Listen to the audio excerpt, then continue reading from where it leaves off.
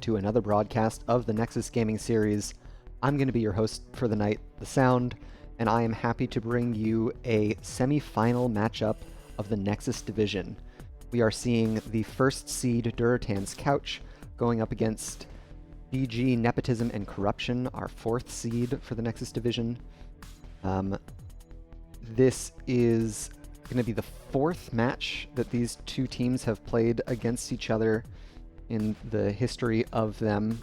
But let's give a little more background on these two teams, kind of talk about how we got here. Durotan's Couch had a commanding season performance in the regular season with an 8-1 match record, only losing 2 games across the whole season. On the other hand, our underdog, Nepotism and Corruption, went 6-3 for their matches, ending with a 14-9 game record. However, the matchup history between these two teams in their 3 previous meetings are 2-1 in favor of Durotan's, but the one win that Nepotism and Corruption secured was this season. So the only team to have beaten Durotan's Couch, taken even a single game off of Durotan's Couch this entire season 16, is Nepotism and Corruption. So it is by no means a foregone conclusion. This is a big series, everything to play for. This is also a rematch of the Season 15 Grand Finals for Division A. Both of these teams got promoted last season. Let's take a look at the bracket in the postseason to see how we've gotten to where we are. Looking at the bottom section of our bracket, we can see Nepotism and Corruption and Durotan's both winning 2-0 over their quarter-final compatriots. And we'll take a look at our map draft here, just to show what battlegrounds were selected. We are going to Infernal Shrines for game number 1. And it looks like the draft is already up and ready, so let's get into it.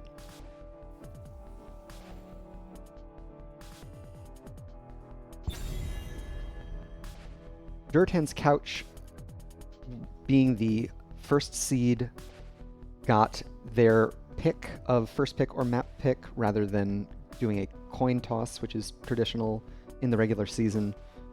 And they opted for map pick, so it is Durotan's who have decided to bring us to Infernal Shrines, which gives Nepotism and Corruption the first ban, and they're going to go for the Blaze.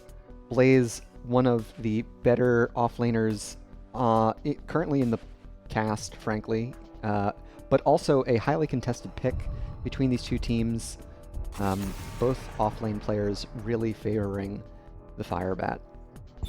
The Vala ban on the side of Durotan's Couch is likely a target onto King Andrew's hero pool.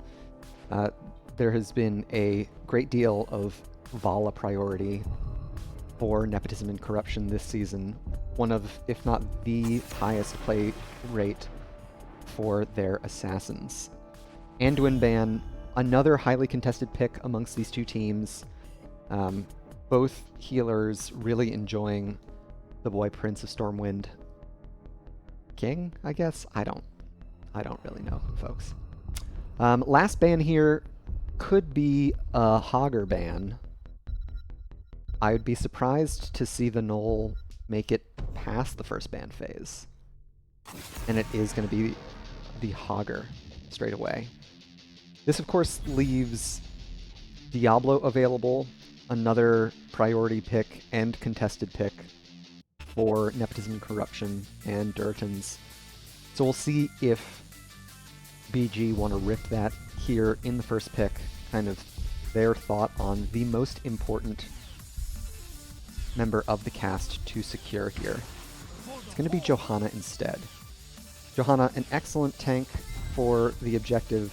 Her ability to group up shrine minions makes it a lot easier for her team to get those shrine minions killed. Next picks here, we may see the Diablo pick from Durotan's. It's going to be Rhaegar and Junkrat. Alright. Snagging that Rhaegar is an important pick for Durotan's, as their healer pool does not feature some of the more traditionally considered meta picks, Brightwing and Lucio, chief among them. Next two picks here for Nepotism and Corruption, it's going to be the Sylvanas, Brightwing.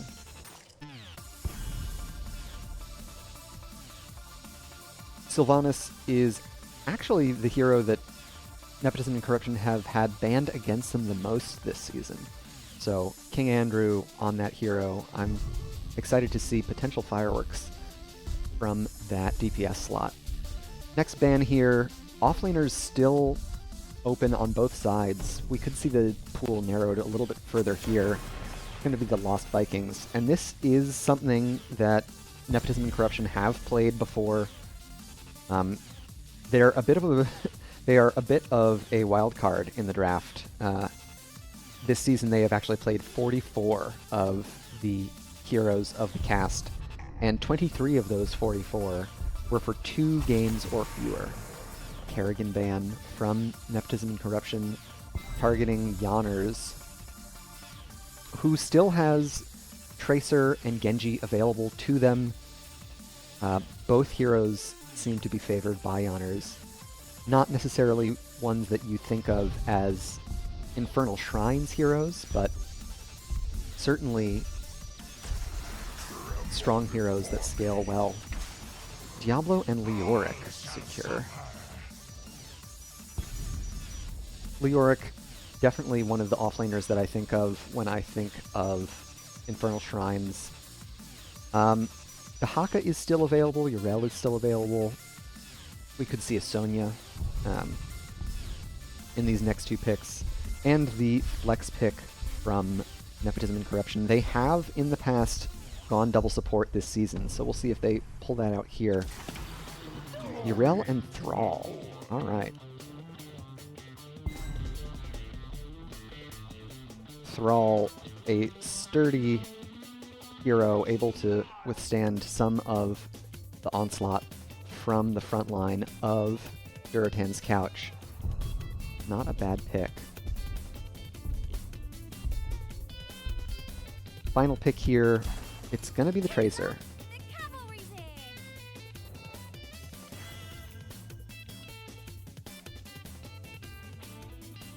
Alright, let's take a look at these two drafts. So on the left, Rhaegar, Junkrat, Leoric, all strong heroes for the objective.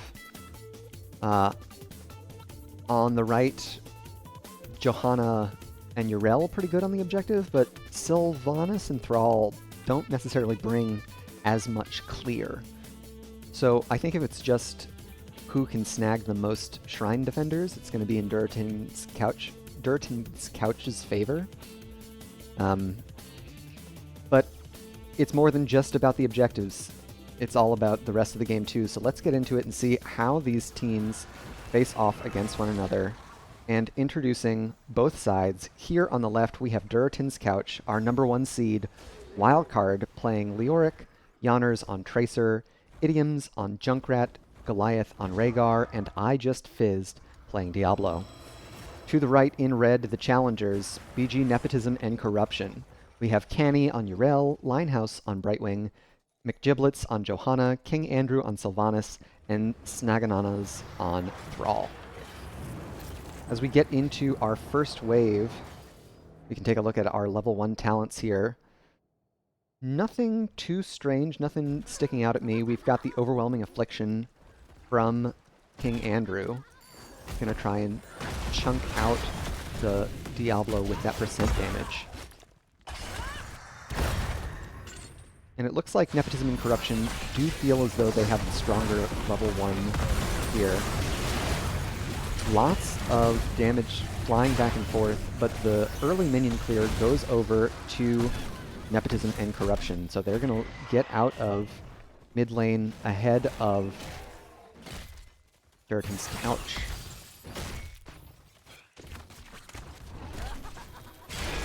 For all face checking the bush here, Snag is going to get a lot of damage onto them, and that's first blood.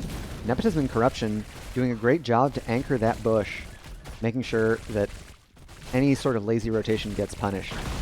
And with that, they're going to head straight to this bottom siege camp. They did so in vision. Durotan's Couch definitely are aware of this camp grab, but with a Junkrat and Tracer in the early game, they don't necessarily have a lot of sturdy damage to contest that point with. Nepotism Corruption, rather than pushing with their camp, are moving directly to this right side siege camp. This is, of course, matched by Durotan's Couch on the left. A slight experience lead thanks to the extra Merc experience for the red team.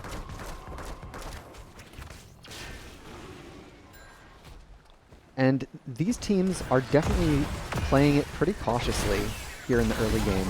An early level 4 for Nepotism and Corruption, but it is on both sides now, secured pretty evenly here. Looks like with the Souls to the Flame at level 4, I Just Fizzed is looking for a W build on Diablo. Top left, we can see Goliath and Yanners working on this Bruiser camp, and they'll have it pushing now ahead of the first objective. The first objective is set up in the top lane. It is going to be a Mortar Punisher. And Nepotism and Corruption do have Snaganana's starting up the camp. He will get a rotation from the rest of the team to finish that off. In bot lane, we can see Wildcard doing a little bit more to get the experience. And of course, in top lane, Canny going down. Leidenhouse, with the phase shift in, makes it out with just under 200 HP.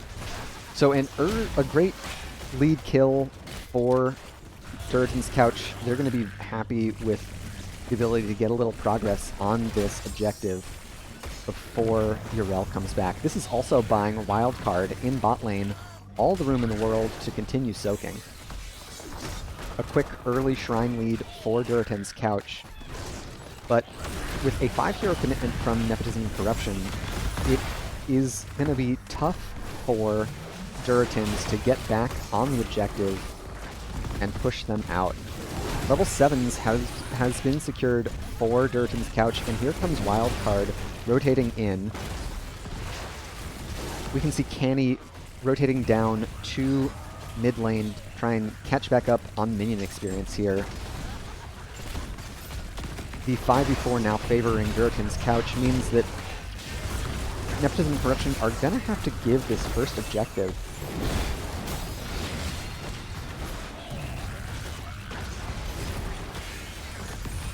And smooth rotations from Durotan's Couch have put them secure in the driver's seat here for this first objective. Level 7s on both sides for this Punisher defense. And it's going to be Holy Avenger, the jump reset for Yrel. A great booth gets McGiblets back over the wall. They did save the Iron Skin, so they're able to make it out alive. Of course, they get flipped and stunned into the wall here. Phase shift won't be in time from Linehouse. The jump onto Snaganons, and that's 2 kills here. A reset on the Wolfpack quest at level 4 for Thrall. That is a tough one to complete with the deaths. Durotan's Couch stick around a little bit longer just to finish off this first fort. They're happy to get that with the first objective. Not typically something that you expect out of the first objective phase. Checking in on bot lane, we've got Canny and Wildcard continuing to do the dutiful offlane thing of collecting minions.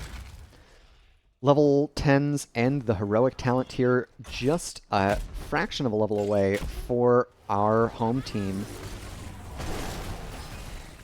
Still about a level behind for Nepotism and Corruption. And with the heroic talent tier, they invade immediately. Lightning Breath and Entomb both come out. That's another death for Snaganonis. McGiblets falling low here. A great stun onto the wall by I Just Fizz, followed up by the Riptire from Idioms. It's going to be another kill. So a snap engagement with their heroic talent tier nets Durotan's Couch some additional experience and structure damage. Canny jumping in on Idioms there. Definitely feeling the force of I Just Fizz on Diablo. Checking in on bot lane, we've also got Wildcard and Yanners plugging away at the fort wall with Goliath grabbing that siege camp. Level 10s just around the corner for Nepotism and Corruption, and that unlocks their storm talent, or I'm sorry, their heroic talents. We've got Ardent Defender, Blink Heal, Wailing Arrow. Ooh, Snaganonis able to live through the Pulse Bomb of Yanners. Linehouse able to save his buddy there. Blessed Shield from Johanna and Sundering from Thrall.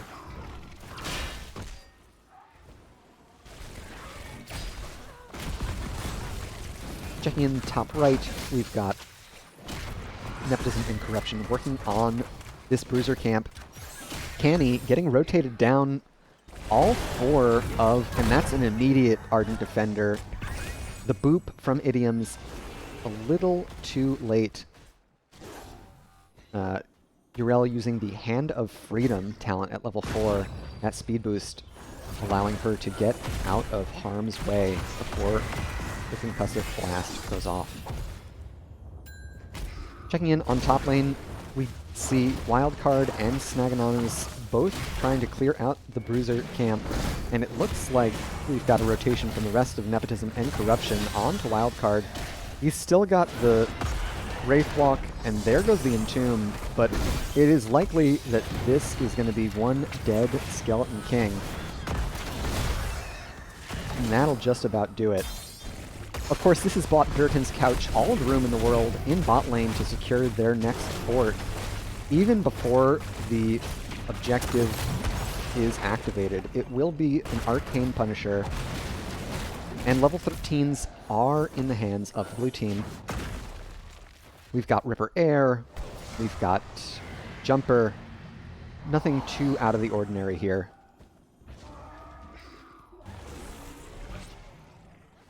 Still about a half level away from 13 is Nepotism and Corruption. We can see Canny and Linehouse doing what they can to soak as much experience as possible in top lane. Goliath and Yanners grabbing that mid-siege camp.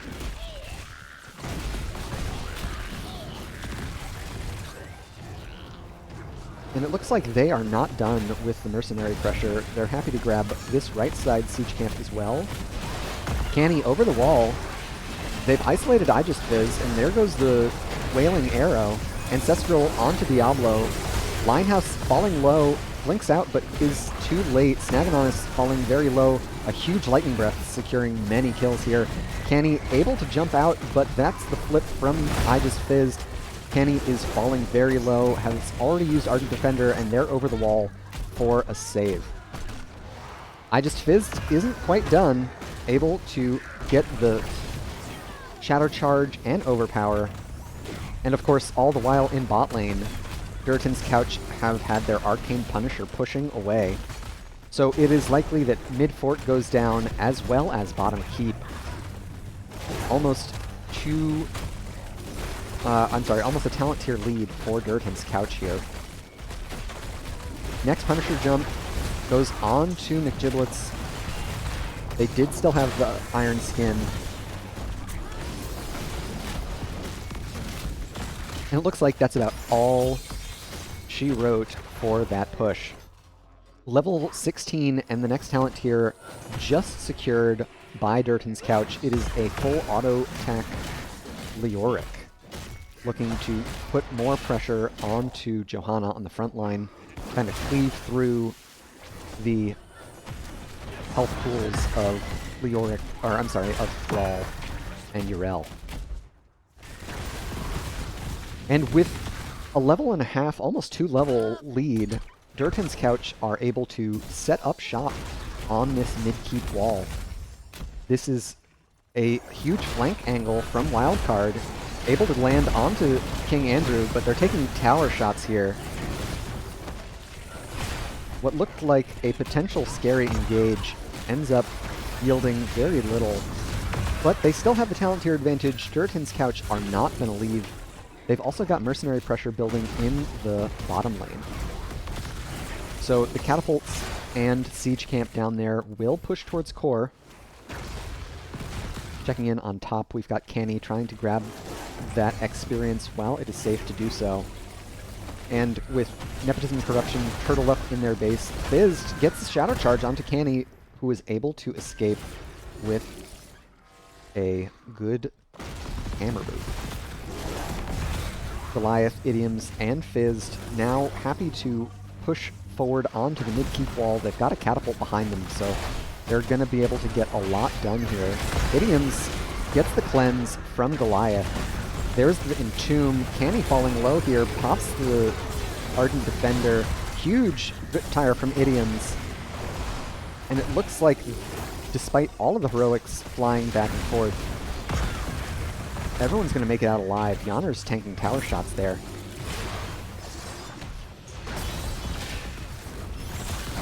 Level 16's almost here for Nepotism Corruption. They will have time to even up the talent tier before the next objective. And with that even talent tier, Durotan's Couch back up, decide to paint the map blue. We've got them working on the Bruiser camp here in top, as well as the siege camp there in mid.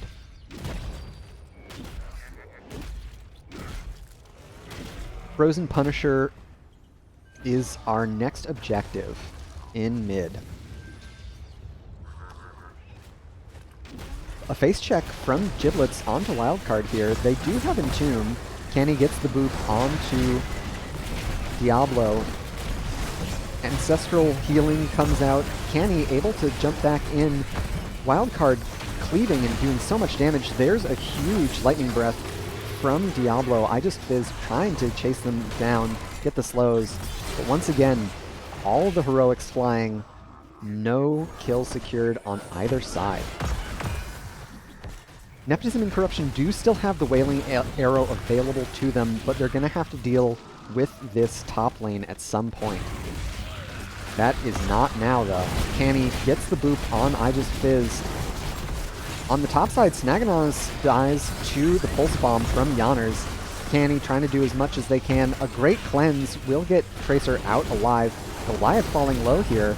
Blindhouse blinks in, gets stunned by Diablo, and that's going to be another kill onto Brightwing.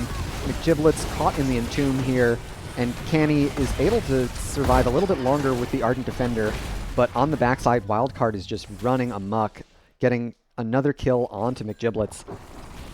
All the while in top, the camp and catapult were able to finish off that keep. That's going to be all she wrote for Canny on Yrel. And a Frozen Punisher is a potent pushing tool. This keep is not long for this world, most certainly. The question is, will Nepotism and Corruption be able to defend the core? They are up against Storm Talents on the side of Durotan's Couch.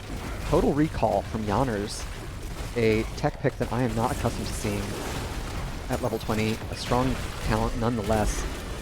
And it is going to be the Hellstorm from I Just Fizz onto the core, and it looks like that is going to do it for game one here in our best of 5 series. GG and well played to the home team.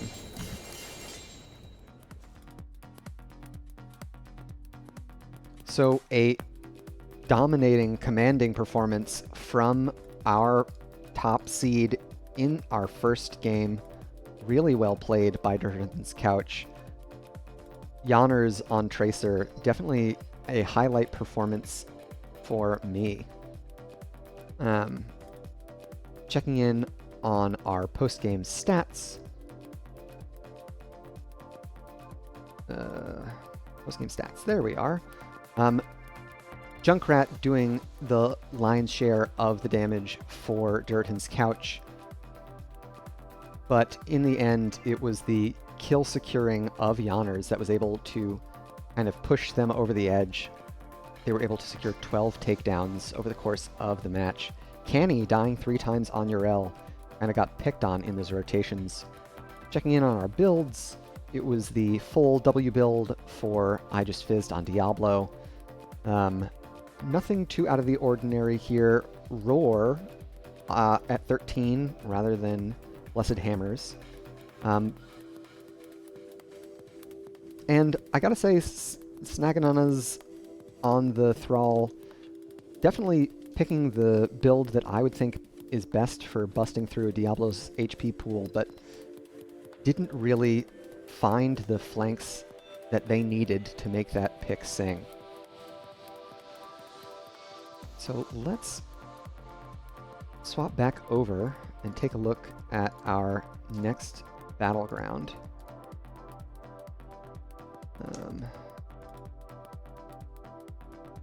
See where we'll be headed for Game 2. And it was a convincing showing from our top seed team in Game 1. Not surprising that they had a almost completely undefeated regular season, seeing how clean they were on those engagements.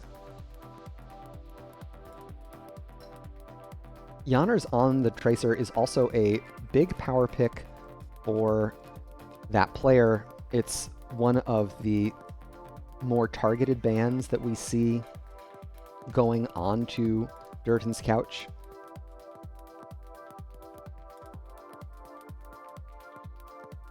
So I'll be interested to see if Nepotism and Corruption continue to let that pick through, or if that is the only time we'll see Yanners on the hero.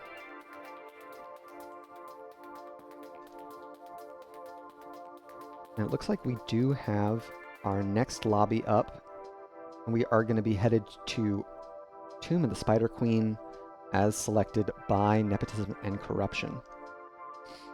Another tight rotational map, one that is favors wave clear. Very important for both securing the gems to turn in and secure web weavers, and also clearing the enemy web weavers.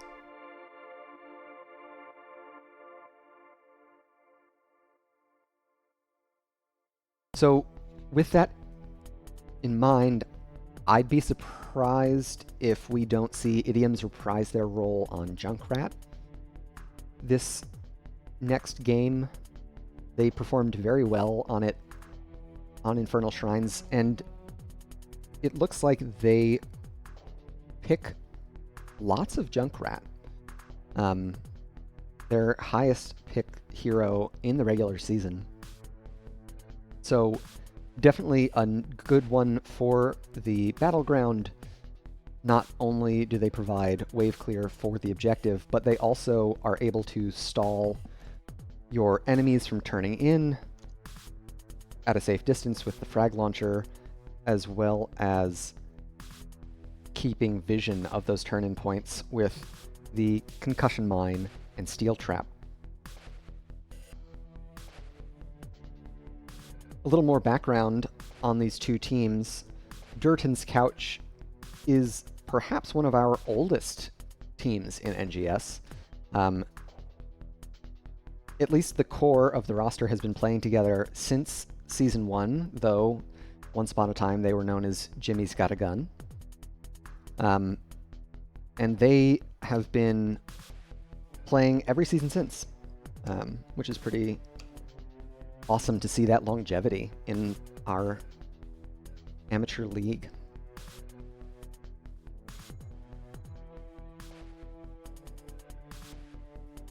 Nepotism and Corruption, on the other hand, got their start back in Season 11. So not quite as long a history, but a relatively stable roster in that time nonetheless. Let's get into our draft for Game 2.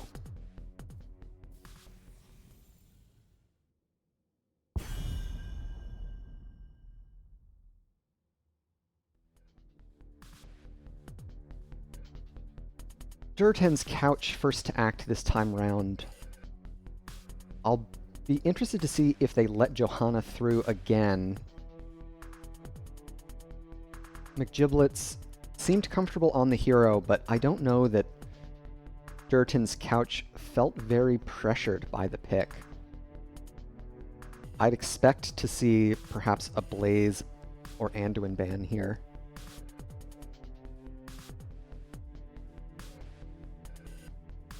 As those are still highly contested amongst these two teams. It's going to be the Nubarak ban instead. A pretty popular hero for McGiblets throughout the season.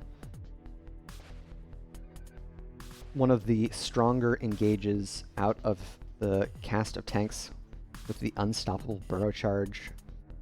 There's going to be the Hogger ban. Another one of those highly contested off-lane picks between these two teams.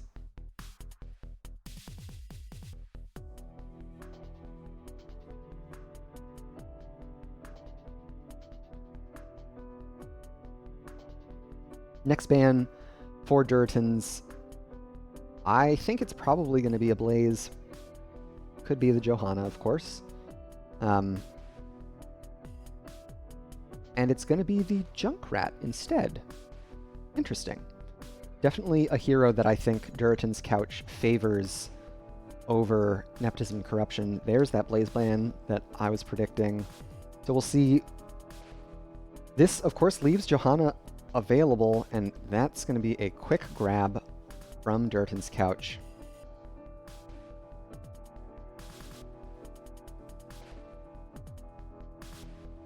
I just fizzed, looking very strong on the Diablo last game, but I'm sure they'll be very comfortable on the Crusader as well. Her wave clear is a huge benefit to any composition on this battleground. Diablo and Anduin, the next selection. Perhaps the fastest Tychus pick I've ever seen in response to the Diablo, making sure that they've got percent damage on deck for that meaty health pool. The early Anduin priority is definitely a kind of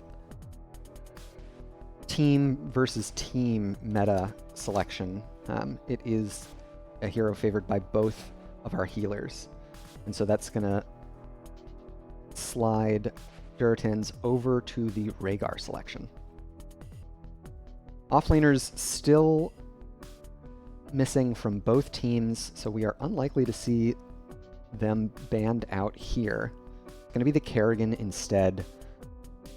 Looks like they're not as concerned about Yawner's Tracer play as they are about Yawner's Kerrigan play. It's a great map for Kerrigan, not as strong a map for Tracer.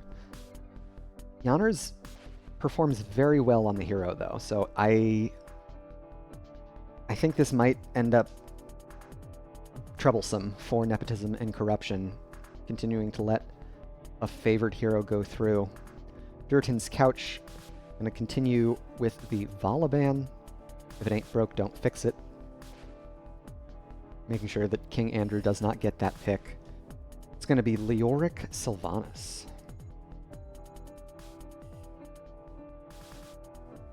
Wildcard looked very strong on Leoric last game.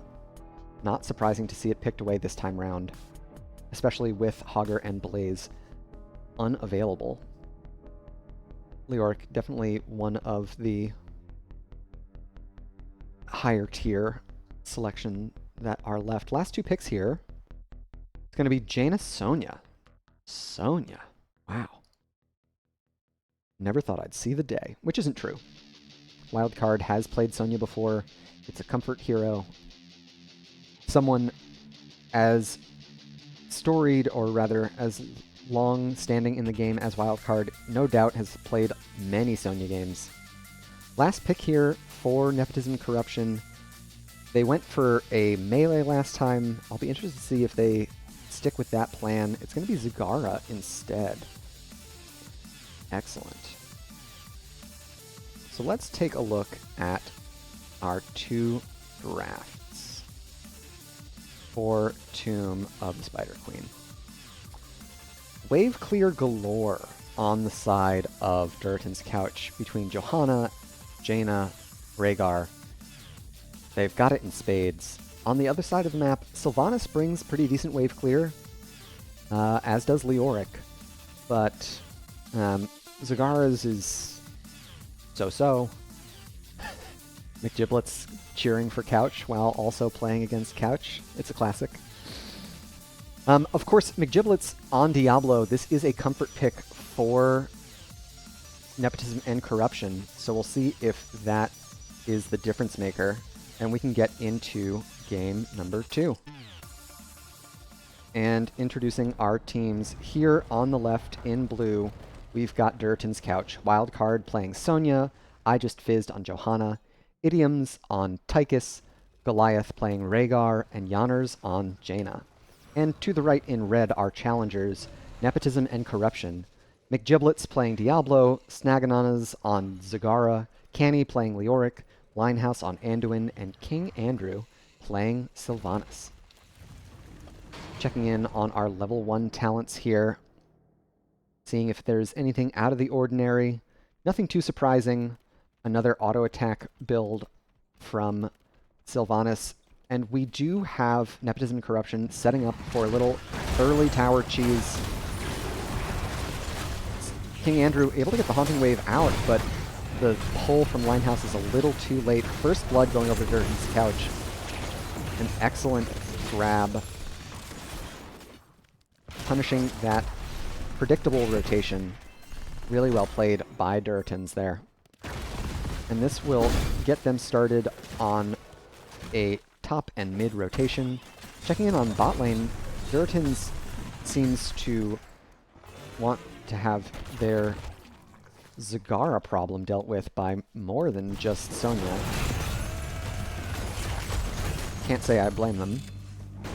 Wildcard is going to be able to poke Snagananas down over time, but it is a tough lane for any melee. On the left, we've got Durotan's Couch already starting up their Bruiser camp. And here we see Fizz and Wildcard doing as much as they can to manage this creep spread. In mid lane, Yanners steps up, gets some damage onto Canny. Fizz stepping up as well, kind of threatening. Bruiser camp secure for Durotan's Couch, and Nepotism and Corruption starting on... Totally missed the kill. Durotan's Couch able to get another kill, this time on McGiblet's. McGiblet's making as much space as they can so that the siege camp could be secured. Canny taking a lot of damage from Yanners and Idioms. The frontline threat of a Tychus and Jaina can't be understated. So Giblets and Canny are going to have a lot to think about when choosing their moments or engagements.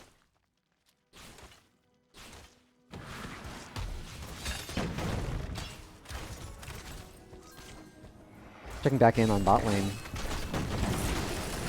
We've got Wildcard and Idioms continuing to take down the creep as much as possible. Giblets on the flank here.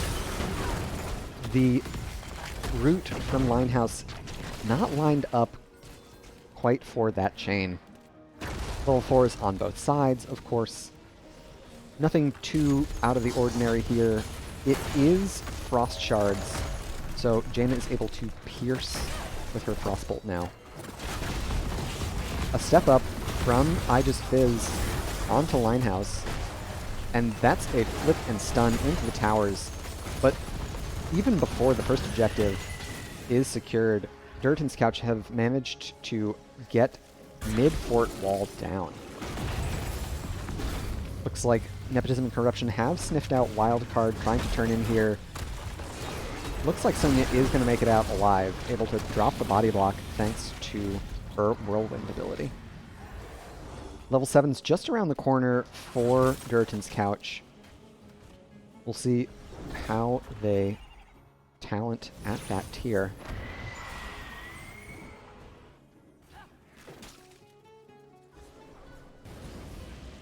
Snag trying to get a turn in on bot side. Wildcard narrowly missing that Hunter killer from Zagara, able to eat the Ancient Sphere from Sonya.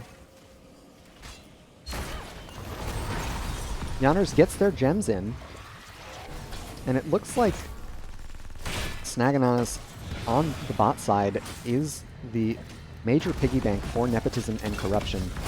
They would love to be able to have Zagara drop off as soon as possible.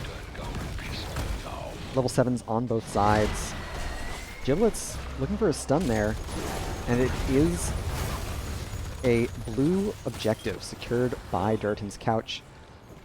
They're ahead about 3/4 of a level.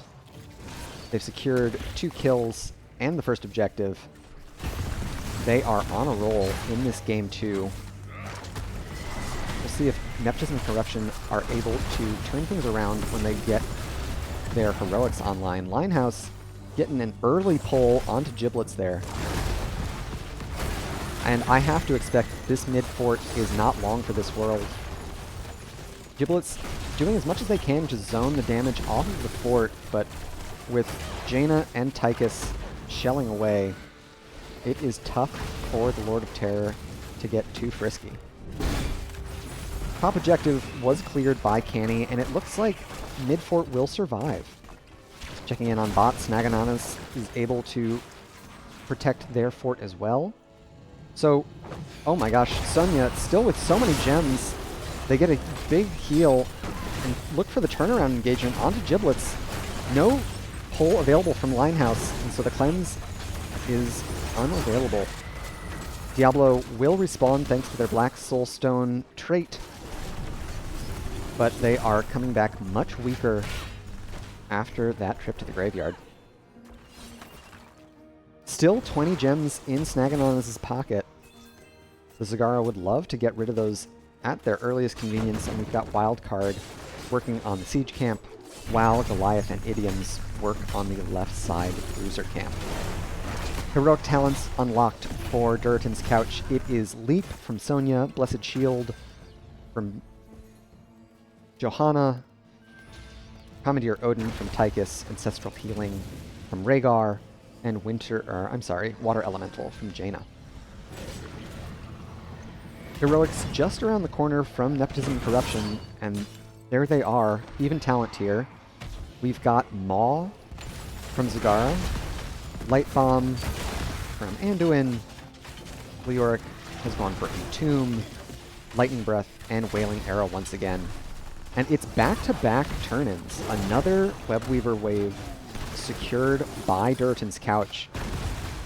Wildcard on the flank, out of vision, likely looking for a juicy leap engage, but it seems as though they didn't find anything to their liking, didn't want to fight into that spell armor provided by the bruiser camp there. In top lane, we've got Snagananas working on the Webweaver, backing up as quickly as they lost vision of Durotan's Couch.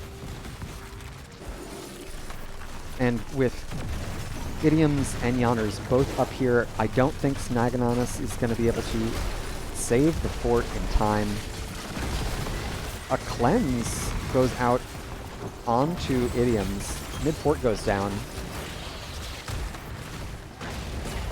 Not sure what that purge was in anticipation of. And in bot lane, we've got Canny trying their best to push off Wildcard. Durotan's Couch are making a full rotation now, looking for this last bit of HP on the bottom fort.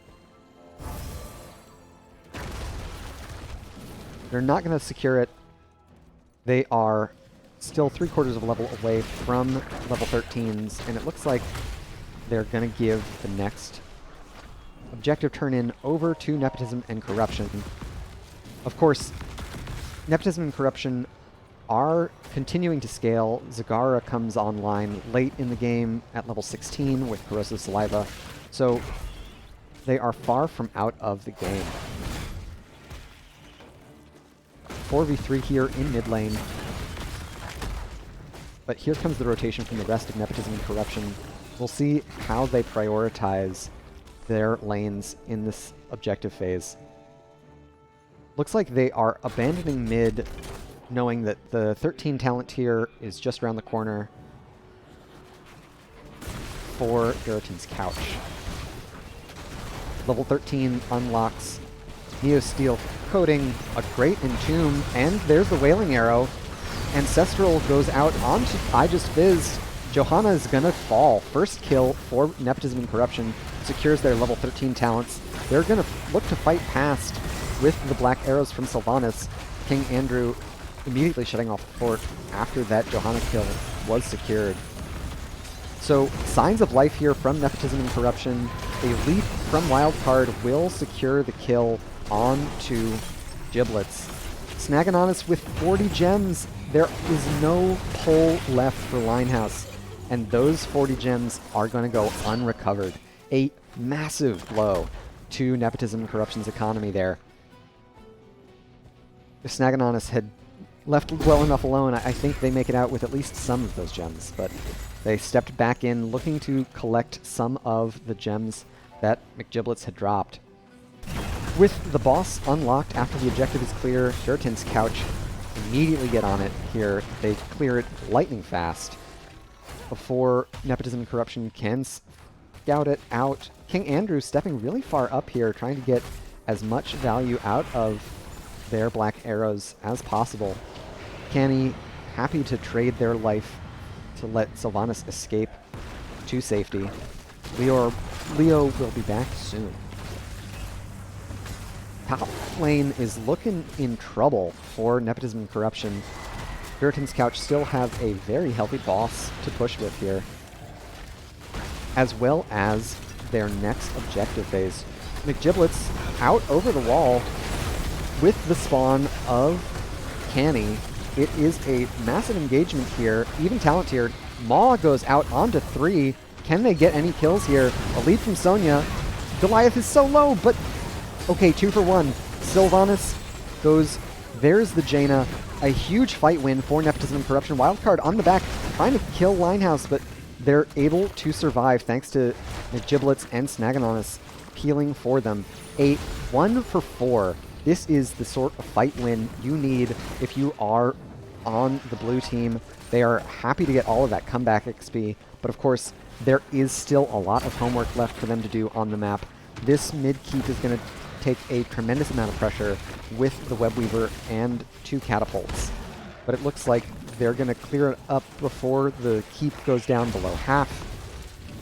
So no structures secured in that objective boss push for Durotan's Couch. A huge turnaround for Nepotism Corruption. McGiblets going in what looked like a somewhat scary engagement, knowing all the while that Canny was just about to spawn and drop the Entomb. The Wailing Arrow from King Andrew was right on the heels there. A clean combo from our red team. They're out far in lane. Giblets gets the first Leap of Faith from Linehouse. They're going to survive. Of course, the Glyph of Faith at level 16 from Anduin means that there is still 1 charge of Leap of Faith available, so they're not completely without the cleanse. And we did have the level 7 Bile Drop quest completed by Snaganonis earlier in the game. 3 of the Roachlings are going to provide a lot of percent damage here. This is the late game scaling that Nepotism and Corruption have been looking for. Canny walls Johanna out of the base there. I Just Fizzed able to sneak out of the top lane. Idioms and crew doing as much as they can to defend this mid-keep wall with the Commandeer Odin. And it looks like Nepotism and Corruption are going to back up after taking down that keep wall. We've got a rotation up to top fort now. Snaganonis and Linehouse kind of being the vanguard of that rotation. While Jibs looks here in the rotation, a leap from Wildcard onto Snaganonis, but a great Light Bomb and Desperate Prayer will get the Zagara out. Leoric able to spook their way out. I just Fizz looking for more here. Still 5 seconds before... Oh my gosh, Canny blows up the Maw a little too late to save Canny there. 20 gems dropped. Another big hit to Nepotism and Corruption's economy. It doesn't pay. The Nepotism and Corruption, it doesn't pay. Giblets looking for some stalls on the objective. They will be able to stall a little bit here. Canny will be back soon. This is their pre-Storm Talent fight. A great Blessed Shield lands onto 3. Linehouse unable to grab Snaganonis before they die. King Andrew fires off the Wailing Arrow, but they fall as well. McGiblet's gonna fall. And that is a 3-for-0. Diablo will be back shortly thanks to their Black Soulstone, but I have to imagine that this is bottom keep going down. Goliath caught in the Entomb while under fort aggro. They're able to drop it just in time, and level 20s are online. Storm Talents unlocked. Durotan's Couch are looking to push to the end here. Wildcard taking a lot of damage from the core. About 15 seconds before the damage dealers of Nepotism and Corruption are back and available. Seems like Durotan's Couch are going to leave well enough alone, back up, and perhaps start the boss. They do still have a talent tier advantage with their Storm Talents unlocked, and they will indeed start up this boss. Wildcard still a little low, but they're happy to take the fight. They scout Nepotism and Corruption coming in on their minion wave. A huge Blessed Shield lands onto Linehouse. Anduin able to escape, but not for long enough. Giblets goes into the Entomb. Canny falling low. Diablo falling low. That is all of the front line gone. King Andrew receives the Purge from Goliath. A great leap from Wildcard to secure another kill, and it's going to be a 5-hero wipe from Durotan's Couch. They're going to run straight past top keep. Alright, they're eventually going to run past top keep and onto the core. Another 5-hero wipe, another clean end for our home team. Really well played by Durotan's Couch in Game 2. Absolutely clean.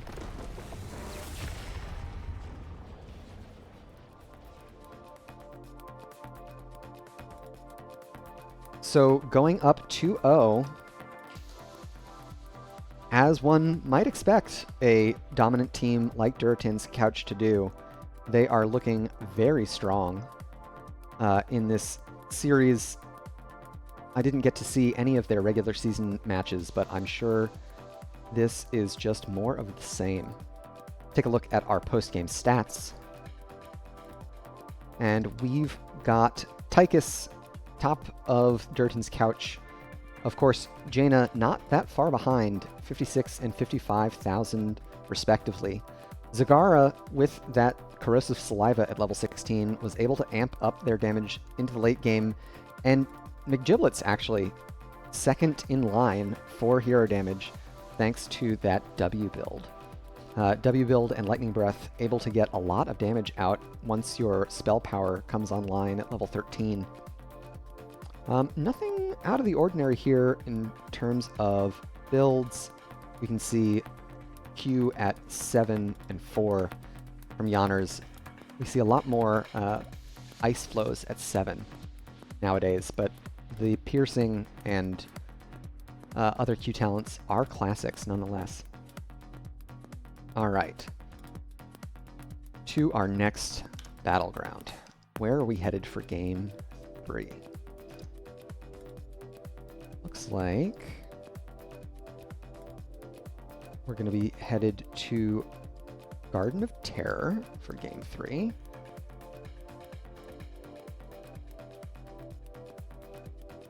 And I believe, yeah, it is going to be the selection of Nepotism and Corruption. Captain Wedge joining us in the chat. Welcome, welcome.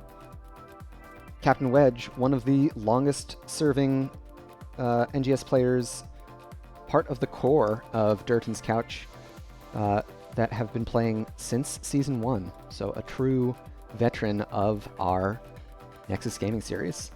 A little more fun trivia about these teams while they get prepared for the next game. BG, Nepotism, and Corruption have been playing together since Season 11, but they've had a different team name every season. And some of these are quite fun. Starting back in Season 11, it was Beat Gen, 40 Seconds to Feed.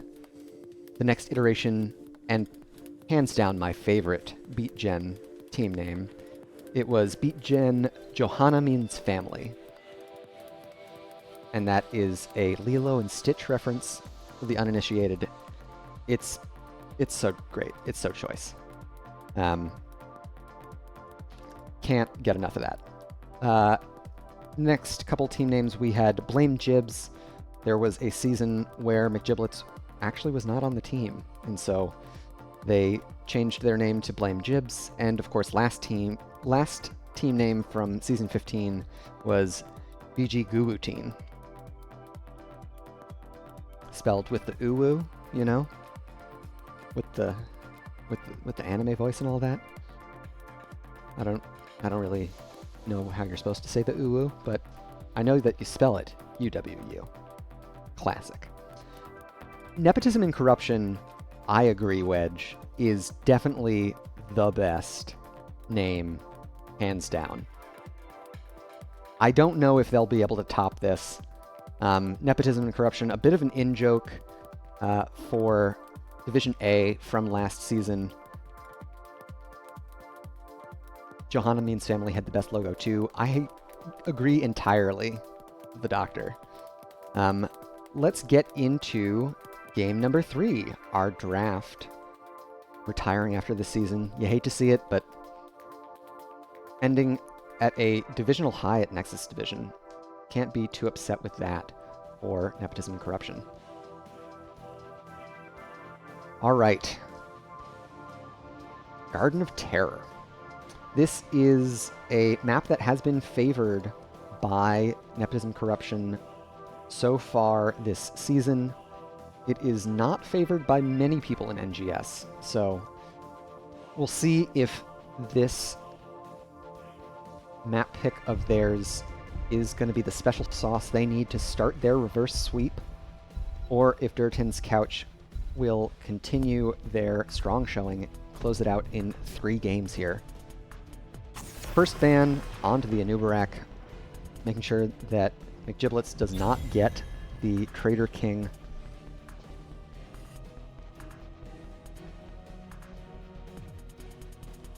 Next ban available for Nepotism and Corruption. I've got to say, Durotan's Couch has shown a great deal of flexibility in their hero pools. So, the Hogger ban, definitely a sensible one, but the hero picks that Yanners can flex onto really kind of warp the draft considerations that Nepotism and Corruption have to make. Their general bans onto strong heroes like Hogger and Anduin and Blaze in the past have made a lot of sense, especially considering that all of those picks are contested between these two teams, but it's really giving the DPS of Durotan's Couch lots of flexibility in their hero selection. TLV ban from Durotan's Couch again, not surprising. Nepotism and Corruption play it. This map is an excellent Vikings map, given its size. as well as its propensity to extend into the late game. Malfurion ban from Nepotism and Corruption. So Anduin is available. This is going to be the first time that Durotan's Couch have the opportunity to pick the boy king. Unlikely to be a first pick, however. Johanna still available. Diablo still available. Blaze still available, of course. An easy first pick for Durotan's Couch. A very strong hero. A very popular hero in the meta.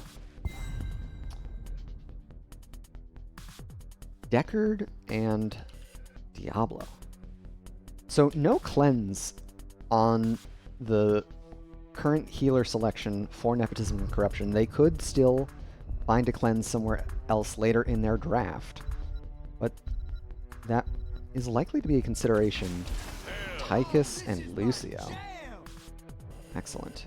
Lucio, not the most common pick for Durotan's Couch this season. I believe they've only played one, perhaps two, Lucio games up to this point. So we'll see if that is more of a secret sauce that they just haven't been showing during the regular season. Jaina ban from Nepotism and Corruption. They don't want to see Yanners pull that out again. Of course, this is the first game that Yanners has access to the Kerrigan, so we'll see how highly they prioritize that hero. Imperious banned out from Durotan's Couch. A strong flex pick here.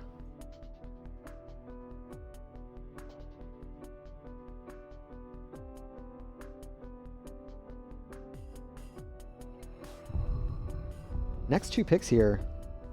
McGiblets in chat calling this the Oops All Bruisers comp. So we'll see what the pick is. It's going to be Leoric Malthael. All right. They are never scared. They don't need a single ranged hero. After all, what honor is there fighting from afar? You want to be up close and personal. Last two picks here from Durotan's Couch. They likely know what the rest of Nepotism and Corruption's draft entails. It is the Kerrigan and an Artanis. Hoku and Crushinator are somewhere with their spidey senses tingling and rejoicing. The Hierarch of the Daylom has been selected, likely for their camp clear. Last pick now, it's Gazlo. Excellent, excellent. So it really is Oops All Bruisers. Jibs was not kidding. Let's take a look at these two comps. We are going to Garden of Terror for Game 3. Blaze Tychus Kerrigan. Artanis Lucio.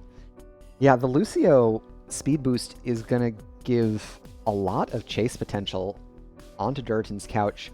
They also, of course, outrange Nepotism and Corruption. Of course, Nepotism and Corruption are comfortable on this map, so it could be the comfort pick they need to turn things around.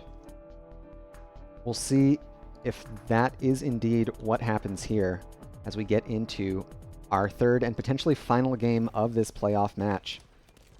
And introducing our teams here on the left, we've got I Just Fizzed on Artanis, Idioms on Tychus, Yanners on Kerrigan, Wildcard playing Blaze, and Goliath playing Lucio for Durotan's Couch. And on the right in red, we've got BG, Nepotism, and Corruption fighting for their tournament life here. McGiblets on Diablo, King Andrew playing Leoric, Canny on Malthael, Snaganonus on Gazlo, and Linehouse playing Deckard. As we get into our first wave of the game, we can check in on our talents here. It is Reactive Parry for I Just Fizzed. Not opting for Amateur Opponent. Perhaps what I would have expected on a map with so many camps. McGiblets face checking both of the damage dealers and hitting the swap. But it looks like Jibs is going to make it out alive. Insane play. Shadow charging onto the minion there. Really well played by Nepotism Corruption to keep Lord of Terror alive. First wave clear advantage will go over to the Durotan's couch, but despite some major fireworks, everybody makes it out with their HP bars mostly intact. Goliath, taking an unsafe rotation here, eats the root. I just fizzed, and Idiom's coming in to shove the rest of Durotan, or the rest of Nepotism and Corruption away from their Lucio. And as is the name of the game on many maps in Heroes of the Storm, perhaps no more than any other, Garden of Terror is all about these mercenary camps. And we can see both of our teams keeping that in mind, immediately starting up these camps as soon as they spawn. A little bit of a rotational lead from Nepotism and Corruption at this point in that regard. And it also looks like we've got Snaganonus completely unfettered in the top lane, so they're going to be able to push a little bit, get a little bit of damage done on that top fort wall. Checking in on bot lane, King Andrew and I Just Fizzed duking it out, trying to clear each other's camps as quickly as possible. Level 4s unlocked on both sides. Idiom's coming in from out of the bush. A great swap will get Leoric back into range for a little bit longer, but they're able to escape with just over 500 HP. Checking in on top lane, Nepotism and Corruption are going to finish off their third camp in the rotation. We'll see if they look to push with that Bruiser camp or instead contest this objective. Idiom's turning on the minigun and looking to pressure King Andrew and the Giblets as much as possible. Checking in on top lane, we've got Wildcard and Snaganonus duking it out. A quick clear onto that Bruiser camp from Blaze. And Goliath continues to threaten this objective capture, but without the rest of Durotan's couch behind them, I don't think Nepotism and Corruption are too concerned about it.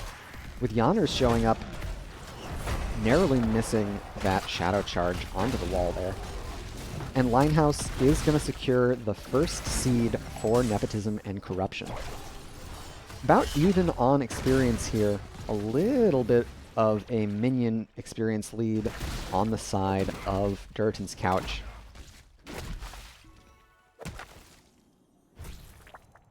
Checking in on mid lane, Canny, surrounded by 3, eats the stun from, and there's a wallbang in response. Wildcard taking a lot of damage, body blocked to all heck. That's going to be the first kill of the game, first blood going over to Nepotism and Corruption. That will also secure them their level 7 talent tier. With no tank available for Durotan's couch, Nepotism and Corruption are happy to get aggressive onto the left side top siege camp. We've got Canny, meanwhile, soaking in bot lane. And it looks like with Yanners pathing down to bot, Nepotism and Corruption are going to be mostly uncontested here on this objective. It's not quarterback for Tychus. They're not going to have the range to get the stall onto Linehouse. But Wildcard has stores galore. Ooh, huge Wildcard stun. Canny falling low here. King Andrew the target now. Leoric will be back before the rest of the heroes, but that first kill of the engagement is likely. Oh, huge jet propulsion. Linehouse falling low. Giblets and Canny in the back there. Yanners looking for another combo. Lands onto Malthael. Falling low. They W in. Idioms is falling low now. A huge Ruby from Linehouse keeps the rest of the melees alive. And that is the next kill onto Idiom's. Wildcard next to fall. 2 for 1 here in favor of Nepotism and Corruption. The Kerrigan combo does not connect. And that is the Black Soulstone quest from McGiblets finished off. Oops All Bruisers, turns out, can just keep running at Durotan's couch. Leoric died first, and they still won the fight.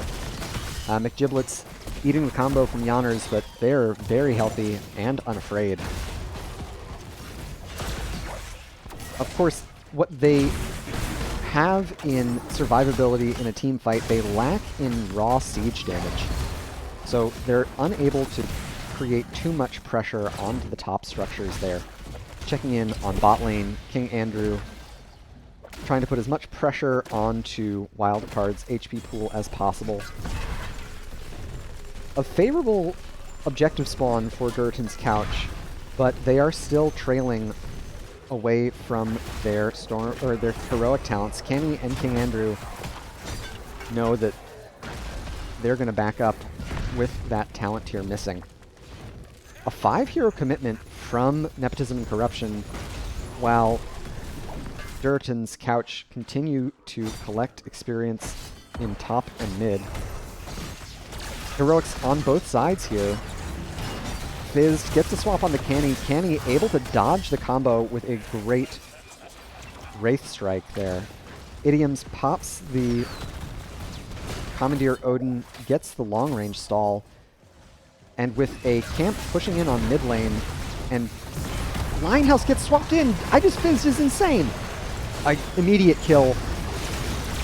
A huge group up there means the Lightning Breath is going to land onto everyone, but they don't have any more sustain with Deckard dead. Canny falling low. There's King Andrew next to die.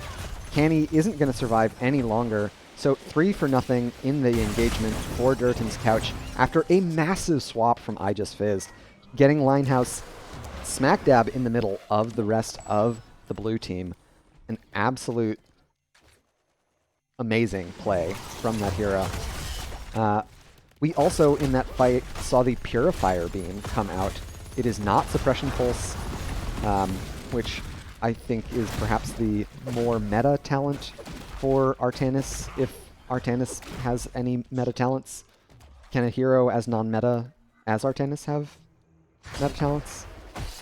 A tree falls in a forest, etc. Alright. Next objective available for contest in the next 20 seconds or so.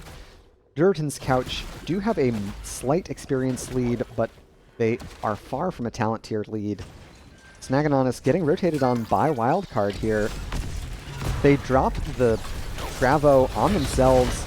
A great stun onto Yanners under the fort here. They pop the heroic, but it's not going to be enough to survive. King Andrew does not catch anyone in the Entomb. The sound barrier going out from Goliath will make it all the more challenging for Nepotism, or for Durotan's Couch, to push Nepotism and Corruption off of this third objective capture. So that will, a great stall from Wildcard there, that will spawn the Garden Terrors for Nepotism and Corruption. They are unable to tag that top bruiser camp. And they're able to equalize on experience here.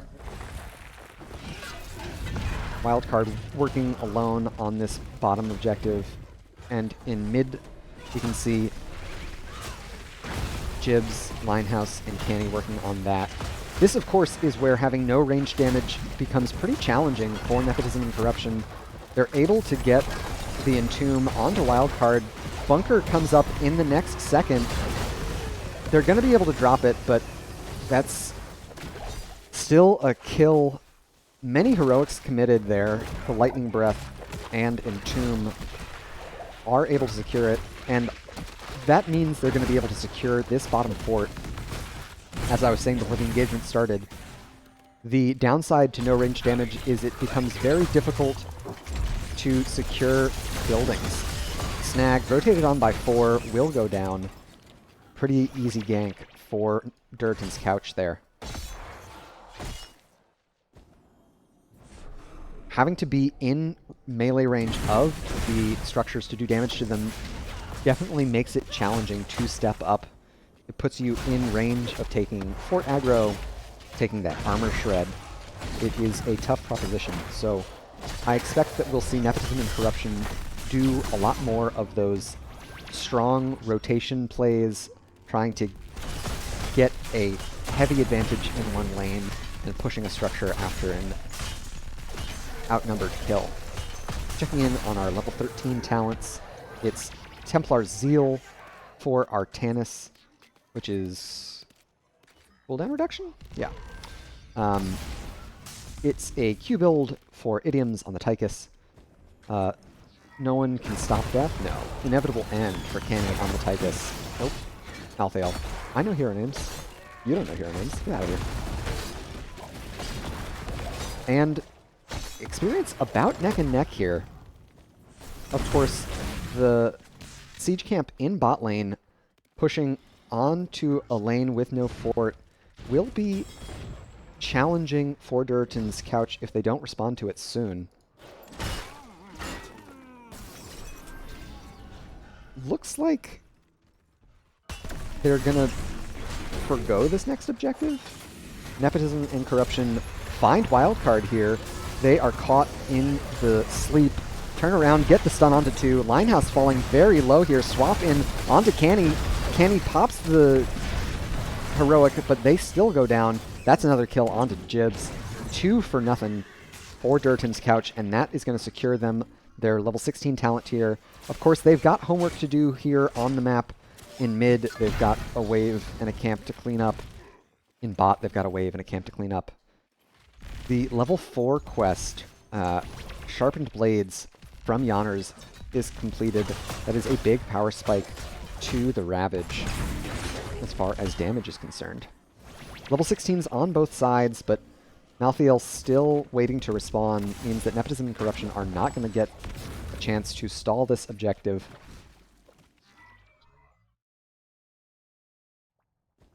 And we've reached that late game lull that everyone who plays Garden of Terror enjoys. No camps available for capture. Structures relatively even, but lanes too far to push onto the keep. And so it's an extended game of cat and mouse. Durotan's couch, with the XP lead, want to keep off map. They don't want to give Nepotism and Corruption any chance to get a pick.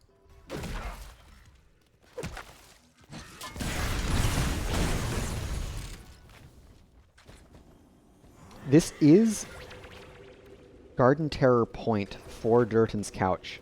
So Nepotism and Corruption will have to contest this objective if they want to avoid having those Garden Terrors headed their way.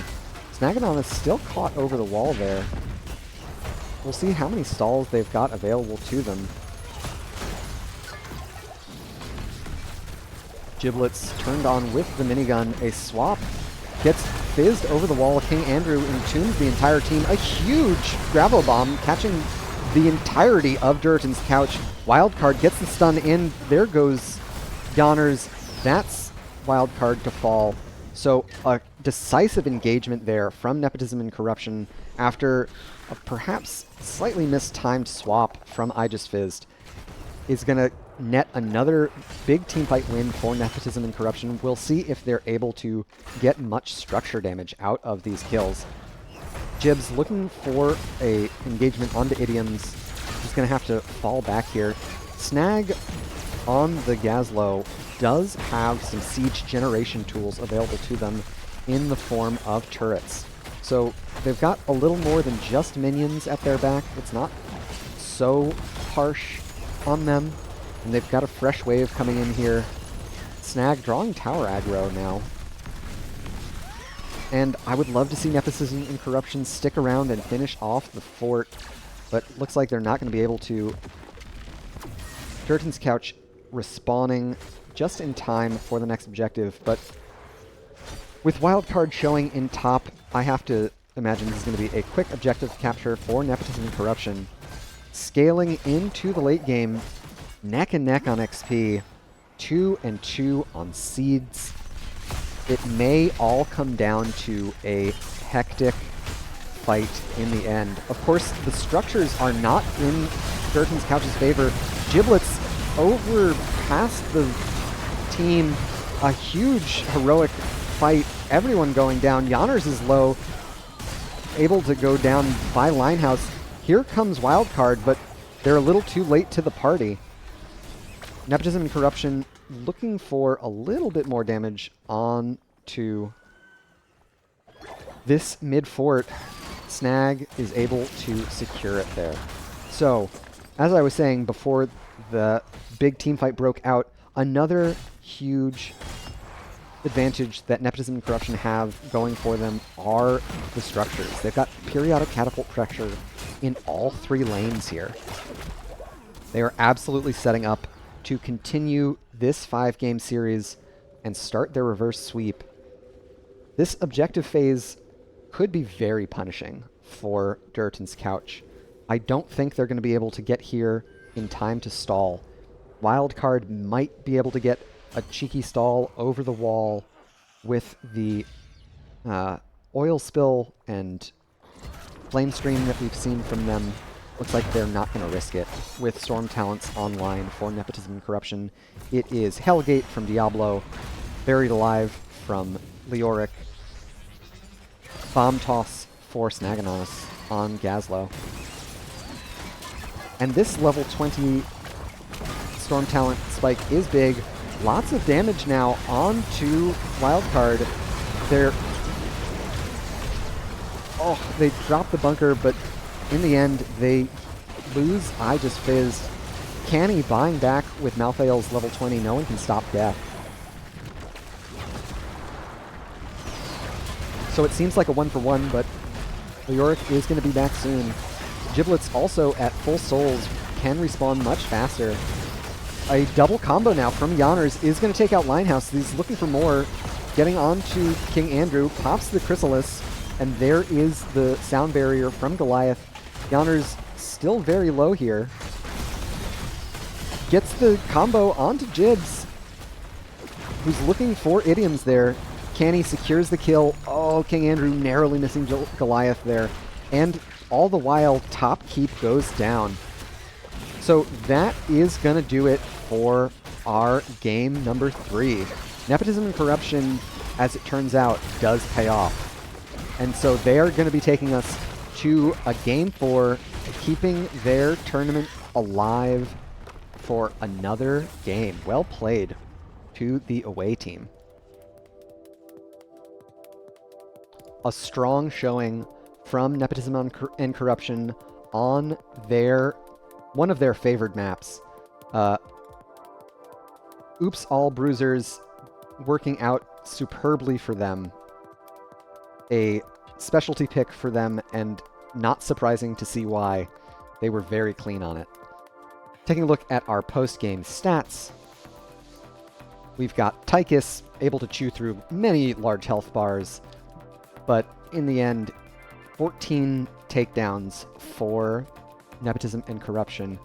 They were able to get those big wombo combos off. Some pretty stellar Gravo bombs from Snaganonis.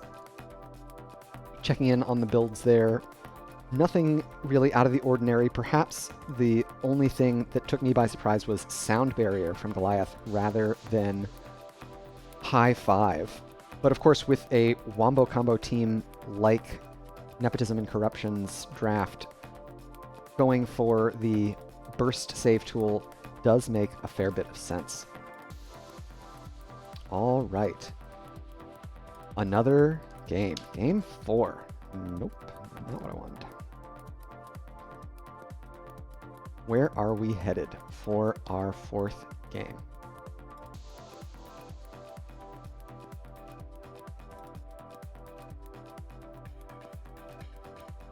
All right. And the hopes and dreams of Nepotism and Corruption remain alive. Once again, they are the only team to have taken maps off of Durotan's Couch in the regular season, so it's not so surprising to see them fighting back here in this best of 5. Looks like we are headed to Towers of Doom for our next battleground, as selected by Durotan's Couch. Excellent. And this being the first best of 5 I've cast this season, I'm going to have to move my little frame there. I'm getting in the way. I'll just hop into the lobby and let them know that we are already out here in TV land to continue this best of 5 series, our Nexus Division semifinal.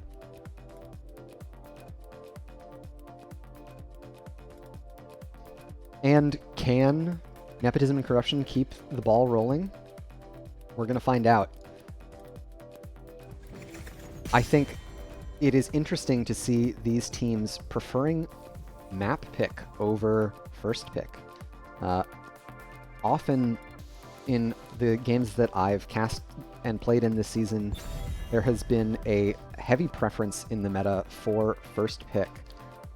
So it's interesting to see how much the battlegrounds seem to affect the way that these drafts shake out. First ban going on to Genji, another potent pick in Yonner's hero pool.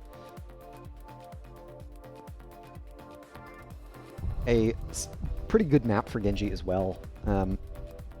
Genji's ability to pressure offlaners, there's that Hogger ban once again, Durotan's Couch and Nepotism Corruption both fear the Null and love the Null. Alternatively, both bans, Genji and Tracer, targeted bans onto Yonners there. Of course, Yonners has shown that they're very comfortable on the Jaina and the Kerrigan as well, so far from banned out. Last ban here from Durotan's Couch. They have been favoring the Anubarak ban in previous season, or previous games this series. Looks like it's going to be Diablo instead.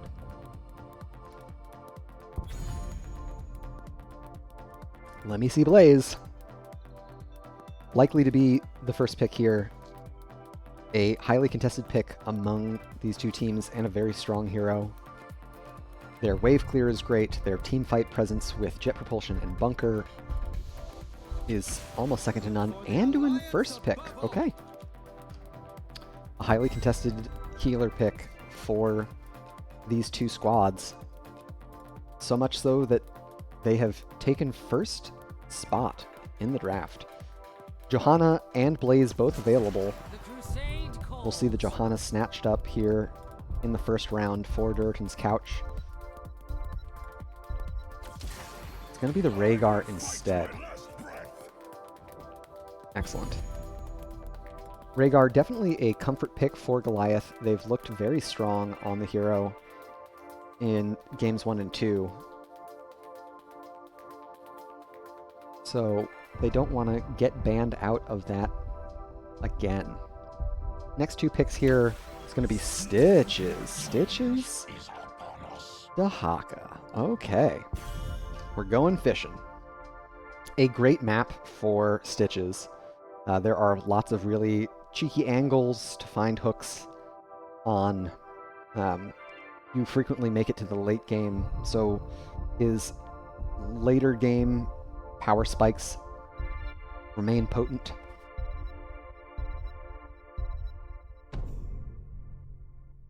And this is the second time that we'll see Nepotism and Corruption playing the Stitches this season. So it's definitely one of their wild card picks that they've shown before. It seems they're comfortable on it. Durotan's Couch banning away the Vala, making sure that King Andrew cannot play the Demon Hunter. Next ban here, likely to be onto an offlaner. I would think it would be onto Blaze. It's going to be the Zeratul instead. Another pick from Yonners. So this is just the Yonners can't play these heroes ban phase. I respect it. I think their hero pool is wide enough that they're still going to be able to perform pretty well on a handful of heroes still available to them, but it's not going to be as serious as the Genji Tracer Zeratul. Alright, Leoric and Jaina picked up here.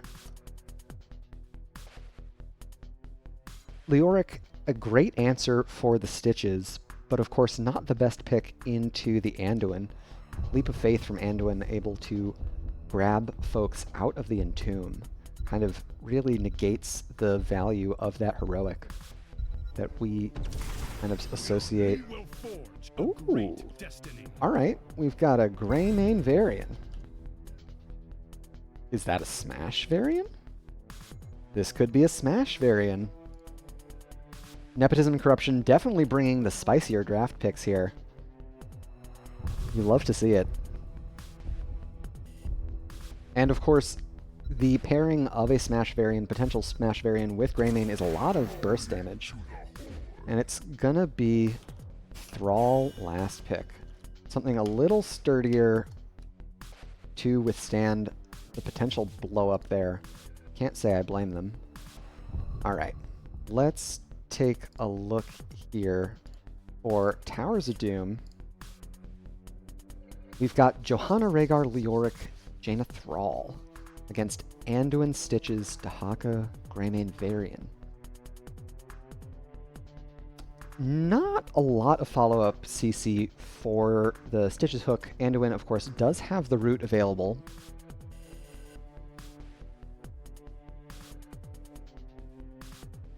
But a bit of a mismatch of frontline to backline for Nepotism and Corruption, I would think. We'll see if they're able to take us to a Game 5, continue their hopes for a reverse sweep as we get into our game number 4 and introduce our teams. Here on the left, Durotan's Couch looking to close it out here in Game 4. We've got Wildcard on Leoric. I just fizzed on Johanna. Yonner's playing Jaina. Idioms on Thrall, and Goliath playing Rhaegar.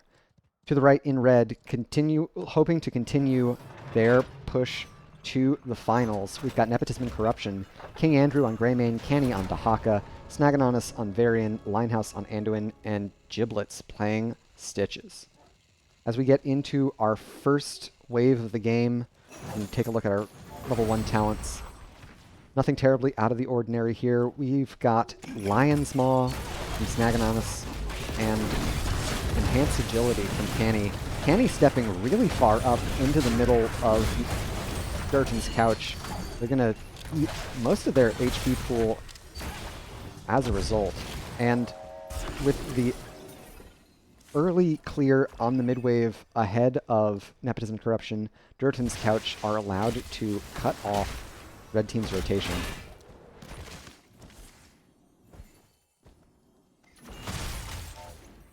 The global factor on the side of Nepotism and Corruption could be a big power shift for our Red Team.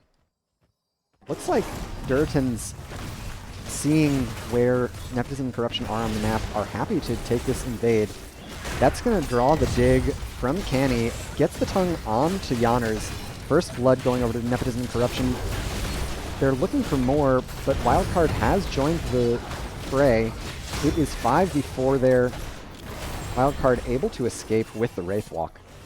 So a aggressive look from Durotan's Couch, trying to get onto that camp, but that is the global factor that I was talking about just moments ago.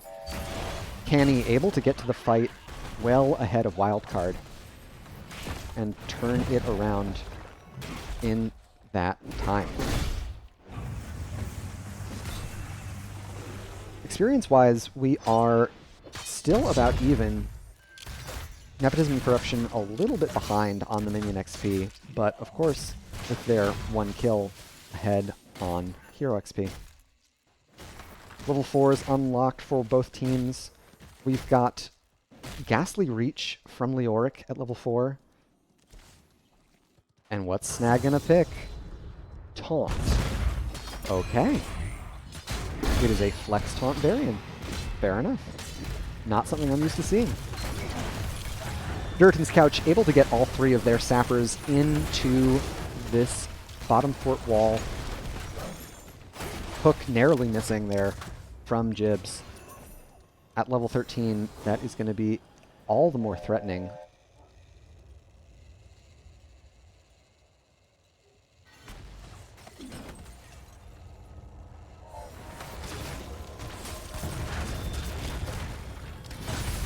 And it looks like with how Durotans are positioning, they're not really in range. Goliath bites in here. That Z cooldown, very important for the Rhaegar. A taunt goes out, followed by the Leap of Faith. Canny looking for the drag, will not land, but that's a great hook onto Yanners. There goes Jaina. Goliath being chased by King Andrew, down to about half HP. Canny and Snag both getting in between the damage threats and their backline. I just fizzed, trying to get another stall, but it looks like after a commanding hook from Jibs, they're able to secure that kill onto Jaina and turn that fight around. Another great start for Nepotism and Corruption to game number 4. So it is a hyper carry Greymane with a triple front line, Stitches, Taunt Varian, the Haka. Not a comp I would have envisioned. An exciting look nonetheless. Level 7s unlocked on both sides here. We've got Victory Rush. Oh, Snag is not in the right spot. Great body blocks here from I Just Fizzed. And there's the Leap of Faith. Anduin saving his father. Canny gets the rotational advantage here. I Just Fizzed interrupting the hook from Giblets using Condemn. A really slick little play from Johanna there.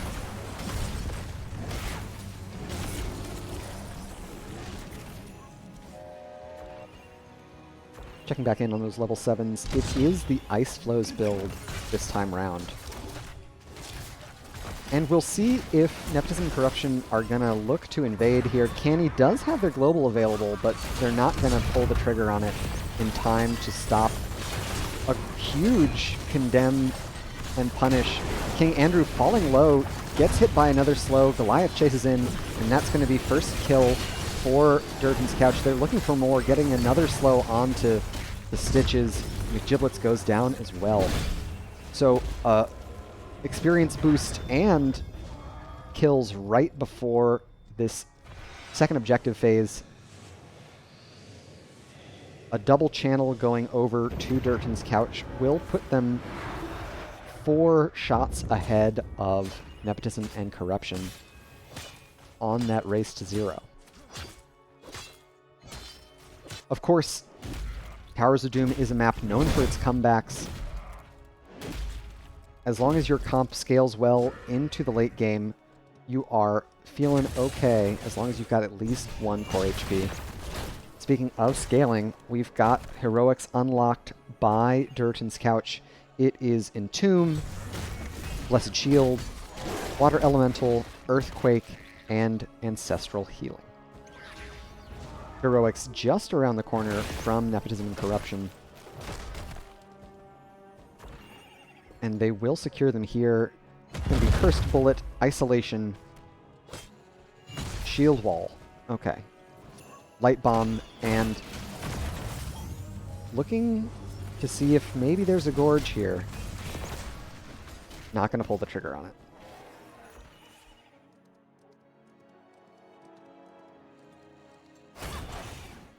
Next point of interest on the map, this Sapper Camp. And it looks like Durotan's Couch are happy just to push the wave up, give the camp. Next objective has been announced and is spawning here in bot lane. And we've got Wildcard all the way up in top. They do get the top wave cleared ahead of Canny onto Haka, but the Haka likely to be able to stick around for at least 1 more wave.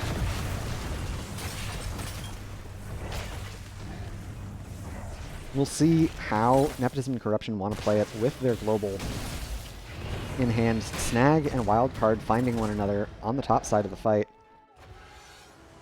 Giblets looking for a hook. Narrowly misses Jaina.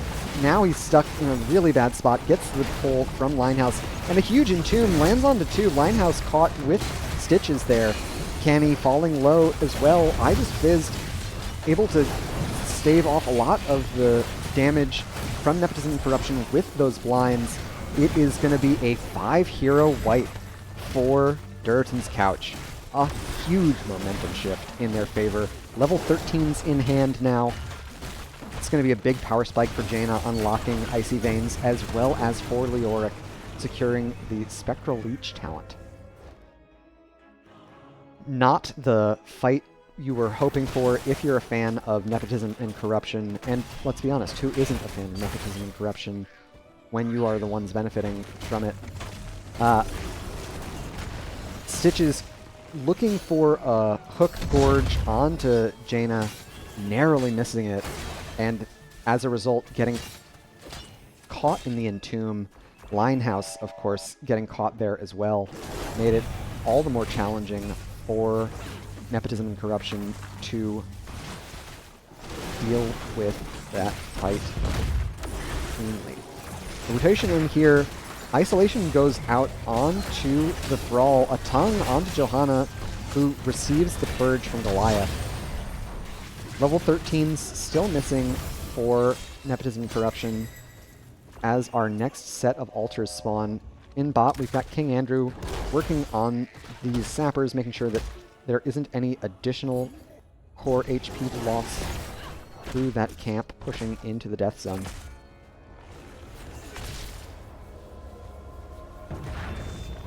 Next objective here, looks like Nepotism, Corruption, and Durotan's Couch both happy at the prospect of trading. This trade does favor Durotan's Couch with that bottom fort in their favor. I missed the Hook Gorge, but there it is. That's another kill for Nepotism and Corruption. That should buy them a little bit of space here to start putting pressure back onto this bottom fort. Durotan's Couch know this, of course, so they're going to rotate here. Snaganon is caught in the entomb, and that is so much damage. Idioms and Yanners just puking damage onto the King of Stormwind. So another kill for Durotan's Couch. King Andrew all the while working on this bot fort, and level 16's online here. There's the rotation and the Earthquake. Jibs receives the Leap of Faith, so no further kills. A pretty big cooldown to spend the Earthquake, so not getting anything out of it is a little disappointing for Durotan's Couch. Nepotism and Corruption definitely happy to get that cooldown off the board. And King Andrew really going to town on the mid-fort. Jibs gets caught in the entomb right as the fort changes. Wildcard dodging the light bomb. Jibs trying to escape, but they're not going to make it in time. Another kill right before the objectives spawn. And still lagging behind towards their level 16 talents. Looks like Durotan's Couch are going to use this advantage to step up onto the aggressive side of the battleground. We'll see if Nepotism and Corruption are able to get any stalls, but with a heavy melee composition, it is challenging for them. Knowing that, and still missing their 16s, they're instead going to give ground. Durotan's Couch looks like they're trying to get even more with this boss. Canny looking for a drag. Unable to find it. They did commit the isolation, so that will not be available for them. Yanners gets the ice block, and so is able to escape. On the bot side of the fight, King Andrew falling low here. It's shield wall from Snag. Oh my gosh. Snag is going to fall. Linehouse very low here. Wildcard chasing onto them, but they are able to escape. So another kill. They were almost there, fighting onto Yanners there, but Nepotism and Corruption aren't done. They're going to keep fighting here. They still have Greymane available to them. They think that this boss play is very greedy. Looks like they're not going to be able to get on point, though. Canny narrowly does, but they're going to fall. King Andrew and Jibs both falling low here, and it's going to be 4 for nothing. That's another 5-hero wipe. 5 core HP remaining for Nepotism and Corruption. This is the absolute end of the road for our away team. The number 1 seed will secure it there in the end. It is a victory for Durotan's Couch. A clean game from the home team there.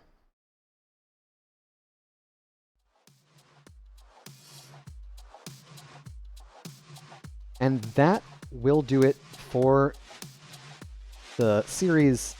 It's going to be 3-1 in favor of our top seed, Durotan's Couch. They had some commanding performances in games 1 and 2.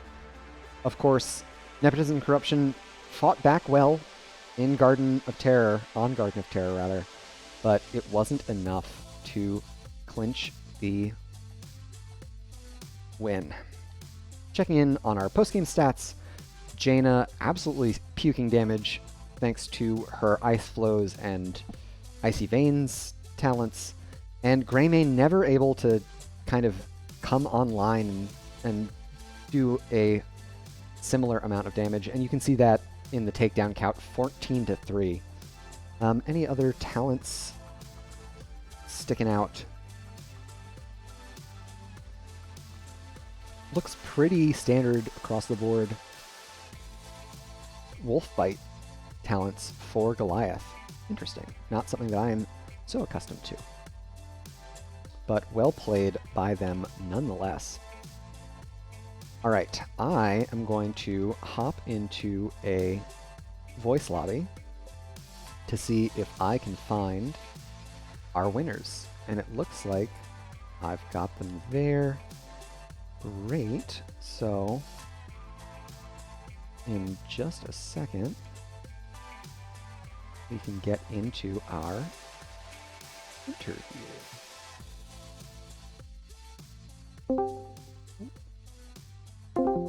Hey, hey. Hello. GG's. Hello. Well played, you two. Thanks. Thank you. Congratulations. Yeah, good games. How are you feeling after this 4-game series? Pretty good. It played out kind of how we expected, and BG's a good team, so they definitely put up a very good fight for us. And thankfully we came out ahead, though. Excellent, excellent. Now, the Oops All Bruiser comp. Jibs tells me that this is something that y'all are familiar with. It's something that they've thrown your way a few times before. Is there a telltale sign that it's coming? Did you guys know it was coming when they picked Garden of Terror? Talk us through that. We always just kind of assume they're going to take like 2 bruisers and a tank, or like 3 bruisers or something. We just assume they're going to take a lot of them. So we weren't surprised on Garden that was the case, but I mean, we didn't do well enough to stop it, so knowing didn't really help with that battle. Yeah, True, it was true. pretty strong. Yeah, I was when they picked it, I thought not having any range damage was going to make fights tough for them, but turns out if you stack enough self-healing on enough heroes, you can just keep rolling face at your opponents. Oh yeah, and there's some beautiful Gravo bombs. Oh, absolutely. Snag's grabs were really pretty awesome there. Of course, And then the other 3 games, I think, really more a Durotan's Couch highlight reel. Particularly Wildcard's Leoric play. I gotta say, every time I see you on the hero, you make the Skeleton King look so good. Those entombs, always excellent. Even into an Anduin, catching Linehouse on the bottom shrine fight there. That was a big swing for y'all. There was no question there. When they picked the Stitches, is that a hero that you guys are accustomed to seeing in this division, or is that more of a kind of spicy wild card? We haven't not played against it before, and I do think we have brought it out, maybe just in scrims, but it is something we are prepared to play against. Definitely, I would agree it is spicier, a bit more of a wild card. So it was just we kind of had when we saw they picked it, we're like, okay, just be conscious of hooks. As long as we don't eat any really bad hooks, we should be fine. Yeah, and it looks like you guys did a really good job on that front. It's one of those heroes that just kind of warps the entire game around their kit. So I'm always interested to hear how teams kind of think about and approach those selections. Game 3 also featured prominent target bans onto 3 of Yanner's favorite picks. Of course, the Jaina looked amazing. Would you guys say that Yanner's receives most of your target bans? Yeah, I would Yeah. say out of all of the games this season, Yonners has received the most. Sometimes Goliath gets some, sometimes I get some, depending on the opponents. But people don't like playing against super high mobile assassins, it would seem. Not too surprising. And correct me if I'm wrong here, Fizzed, you are relatively new to the roster this season. Is that correct? Yeah, this is my first season with them. Awesome. Pick me up. Yeah. Curious to hear how you have felt getting into this team that has such a long history of playing together. You know, you guys clearly have been performing very well, so I don't think I need to ask how the synergy and gelling has been going. But what's it been like joining up with this long veteran squad? It's been pretty fun. I think the best part is that I can play like whatever I want, pretty much. So, like my pool is really big, so I play like a lot of weird, like quote unquote tanks, like Artanis, like Deathwing. I saw the Deathwing I don't main know. tank game on the map. Yeah, I play like literally everything, so it's nice to be able to flex the pool a bit. Awesome. I know like this series I played like I think Joe twice and Diablo once, but Yeah, it was a very standard sort of.